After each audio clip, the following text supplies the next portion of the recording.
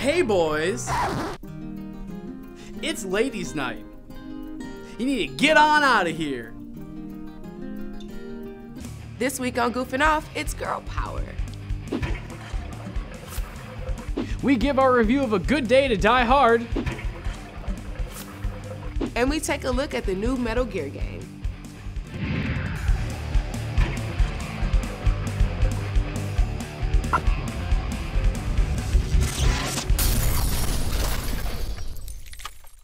Welcome to another episode of Goofing Off. I'm Danny Mars. And I'm Kyle Wirtz. Kyle, you can stop right there.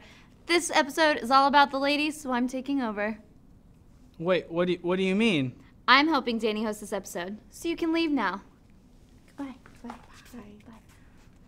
Hi, I'm Jamie McCunis. And now that this room is graced with our beauty, let's get this episode started. Let's kick things off with a look at girl gamers on campus. How are you doing today? Good. I'm doing well. Awesome. All right. So, what was the last video game that you played? It had to be the Connect with my little brother. We were playing Connect Sports. I would have to say, I can't even think of it. Oh, Mortal Kombat, actually. What is that martial arts game? Mortal Kombat. Mortal Kombat. Mortal Kombat. Why is Mortal Kombat every answer that we've gotten today? All right, who's everyone's favorite Mortal Kombat character? Zero. Sub-Zero. I don't remember her name, but it's the lady with long hair, and she basically flips people over with it. It's the one who can do all the karate and stuff. Oh, that really narrows it down. That narrows it down a bunch. He's the guy who does karate in the fighting game, because no one else does karate in a fighting game, folks. Will move and I mean, they all have pretty cool moves. Kingdom Hearts Dream Drop Distance. World of Warcraft. And what kind of character do you have in the world of Warcraft? I have a Blood Elf Hunter. What is your favorite video game of all time? Final Fantasy X. Final Fantasy X? Yes. Okay. Champions of Norath, which no one has really heard of. Is that like League of Legends? Not really. Star Ocean First Departure, I'd have to say. It's a hard thing, because I'm a huge video game addict, but... I don't think I've ever heard of that game. Kingdom Hearts. Probably Sonic.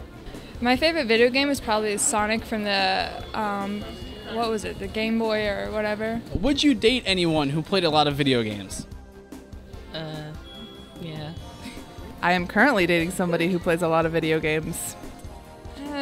Probably not as much. And why is that? Because I doubt I'd probably see them that often. Why not? Because it consumes their life. I'm engaged to somebody that plays a lot of video games. That's absolutely adorable. Wow. I didn't know we had so many gamer girls on campus. None of them were real gamers, Danny, let's be serious. Oh yeah? What do you know about gaming? I know enough. Well, while I have to give Jamie a few lessons on being a proper young lady, let's take a look at games on a budget. Hey, Casey here with Games on a Budget. Being the huge Sonic the Hedgehog fan that I am, I have been dying to talk about a Sonic game for a while on this show. And now that it's down to under 25 bucks, I can finally tell you all about Sonic Generations. Surprise! Aw, you guys. This will forever be known as the game that saved the Sonic series after the betrayal of Sonic 06. Sega has learned from their past mistakes with the games and ended Sonic's 20th anniversary with a bang. The story features a creature called a Time Eater that is destroying time and space.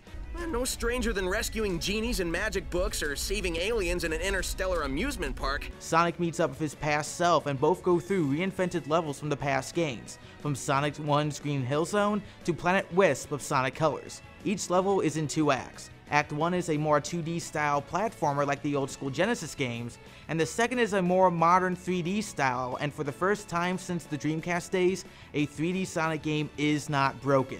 It is a miracle.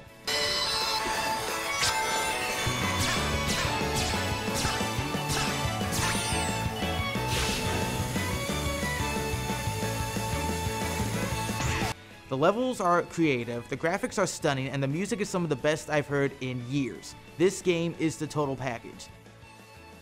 So whether you're a diehard Sonic fan like me, an old school platform game fan, or just want to take a nostalgic trip with a modern twist, check out Sonic Generations on the 360, PS3, PC, and 3DS. That's it for Games on the Budget. I'm Casey Church. Game on.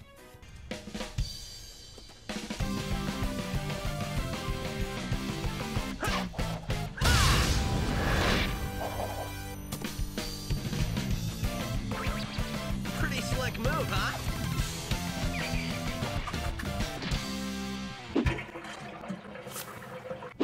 Danny, you taught me so much. Obviously not enough. I don't need lessons from you on how to do my job. Hey, remember you're the newbie here. And we shouldn't be fighting anyway. This episode is all about girls coming together. You're right. While we work out our issues, let's take a look at our retro review of Final Fantasy X-2. Final Fantasy X-2 is the sequel to the immensely popular 2001 PlayStation 2 game, Final Fantasy X. It was the first time Square Enix decided to make a direct sequel to a Final Fantasy title. Before this, they hadn't even considered reopening a story to expand on the characters we've all come to know and love. And, spoiler alert, they totally nailed it. Yeah! Remember that quiet, shy girl Yuna from the first game? Now she's a gunslinging, dancing fool with a knack for treasure hunting. Oh, I mean sphere hunting. And in case you didn't know, spheres in the Final Fantasy universe here are essentially VHS tapes from 1,000 years ago. So when you think about it, Yuna is kind of like a super ambitious video store clerk. Oh, and I guess she's looking for some evidence that her beloved boyfriend from the last game is still alive. I like my interpretation better. So instead of a whole cast of complicated and boring characters to adventure with you on your quest to find all the spheres, X-2 simplifies it down to 3, and only 3, party characters who absolutely never get annoying at all. To fix the class system problem presented by there only being 3 party members, X-2 introduces the dress sphere system, which allows the main characters to switch between any class even in the heat of battle. You know how modern Final Fantasy games have that problem of being able to complete the majority of the game by only pressing a single button? Not this one. This was back in the good old days of Final Fantasy, where you had to press 2, maybe 3 buttons to win a battle. They don't really make games this complex anymore.